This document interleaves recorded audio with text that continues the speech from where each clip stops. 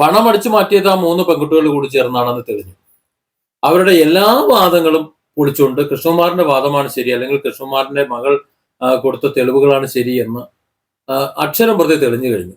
പിന്നെ ഇപ്പൊ പറയുന്നത് കൃഷ്ണകുമാറിന്റെ മകൾ തെറി വിളിച്ചു എന്നാണ്. പിന്നെ കാശ് നഷ്ടപ്പെട്ടുള്ളവർ പിന്നെ കെട്ടിപ്പിടിച്ച് മുത്തം കൊടുക്കും. അതുകൊണ്ട് ആ വിളിച്ചതൊന്നും കുഴപ്പമൊന്നുമില്ല. പക്ഷെ ഒരു സംശയം ബാക്കിയുണ്ട്. ആ സംശയത്തിനൂടെ ഒരു ക്ലാരിറ്റി വരണം. അതായത് ഈ പെമ്പിള്ളേര് പറഞ്ഞെന്താണ്, നികുതി വെട്ടിക്കാൻ വേണ്ടി തങ്ങളുടെ അക്കൗണ്ടിലേക്ക് പണം വാങ്ങാൻ പറഞ്ഞു, അങ്ങനെ വാങ്ങിയതാണ്. പിന്നെ ഒരു നുണ കൂടി പറഞ്ഞു, ആ പണം ATM കാർഡ് വെച്ച് എടുത്തിട്ട് അവർക്ക് കൊടുത്തു. പക്ഷെ അത് ഏതിലില്ല, നമ്മുടെ സ്റ്റേറ്റ്മെന്റിലില്ല അത്തരത്തിലെടുത്ത് കൊടുത്തതായിട്ട്. മാത്രമല്ല മറ്റു പല രീതിയിലും പല മേഖലകളിലേക്കും ട്രാൻസ്ഫർ ചെയ്തതുണ്ട്. ഒന്നുകിൽ പറ്റിച്ചു, സൂപ്പറായിട്ട് കൃഷ്ണകുമാറിന്റെ മകളെയും പറ്റിച്ചു, ഈ 3 പെൺകുട്ടികൾ പറ്റിച്ചു, അതിനാണ് സാധ്യത കൂടുതൽ. അല്ലെങ്കിൽ നികുതി വെട്ടിക്കാനായിട്ട് ഇവരുടെ അക്കൗണ്ടിലേക്ക് പണം വാങ്ങി, പക്ഷെ അവരത് കൊടുത്തില്ല, അത് അടിച്ചു മാറ്റാൻ നോക്കി.